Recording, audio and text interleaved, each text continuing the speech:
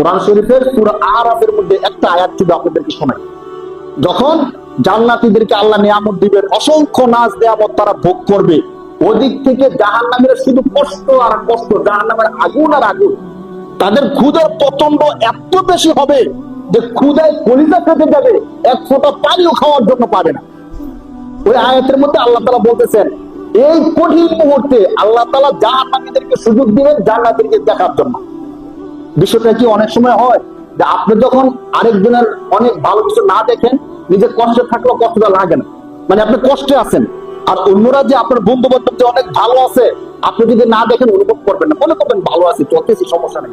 কিন্তু আপনি যখন বুঝতে পারবেন যে আপনার বন্ধুরা অনেক ভালো চলতেছে, খাইতেছে, ঘুমাইতেছে, আপনি যখন দেখবেন তখন কিন্তু কষ্টটা আর কি হয়ে যায়, দ্বিগুণ হয়ে যায়। তো জাহান্নামীরা যখন জান্নাতের মধ্যে দেখবে যে তার বন্ধুরা কি চমৎকার খাবার খাইতেছে, ঘুমাইতেছে, আনন্দ ফুর্তি করতেছে, নাচানাচি করতেছে, তখন তাদের কাছে অনেক কষ্ট লাগে।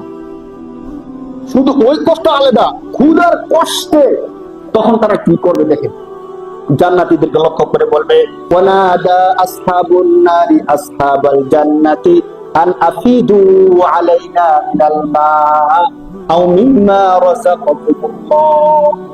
আল্লাহ বলেন, এই অবস্থাটা দেখে জাহান্নামীরা জান্নাতীদেরকে ডেকে ডেকে বলবে, ভাই বন্ধু, দুনিয়াতে একসাথে চলতাম, সবকিছু করতাম, আজকে ক্ষুধায় আমার কলিজা ফেটে যাইতেছে, তোমাদের কাছে আবদার, তোমরা যে খাবার খাইতেছো খাবার দেওয়ার দরকার নাই, তোমাদের খাবারে যে জুটা আছে, অন্তত গোস্ত, রোস্ট, এগুলো খাওয়ার পরে যে হাড় গোড় আছে, এই হাড় গোড়টা একটু আমাদের উপর ঢেলে দাও, আমরা এটা খাইয়া হলো অন্তত আমাদের কলিজার ঠান্ডা করি।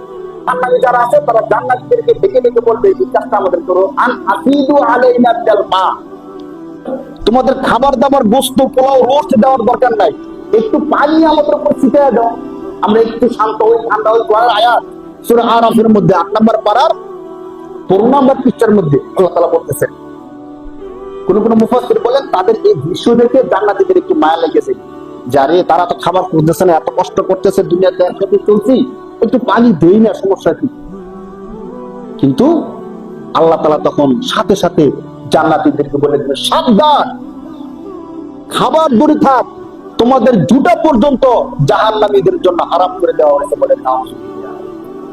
তখন কেমন কষ্ট লাগে বলে, আপনি যে মহল্লা থাকতেন ওই মহল্লার নামাজি ব্যক্তিটা জান্নাতের মধ্যে ফলমূল খাইতেছে, ভোগ করতেছে, আর আপনি সব এত ভালো মানুষ থাকা সত্ত্বেও, এত ক্ষমতাশীল থাকা সত্ত্বেও আপনার জাহান্নামের মধ্যে, আগুনের মধ্যে চলতেছে। এমন যদি হয়ে যায়, যখন ডিফারেন্সটা হয়ে যাবে, তখন আমাদের অবস্থাটা কি হবে? তখন আল্লাহর কথা শুনে জান্নাতীরা বলবে, ক্বালু ইন্নাল্লাহা হাররামাহুমা আলাল কাফিরিন, কাফেরদের জন্য আল্লাহ তাআলা সমস্ত জান্নাতের নিয়ামতকে হারাম করে দিয়েছেন।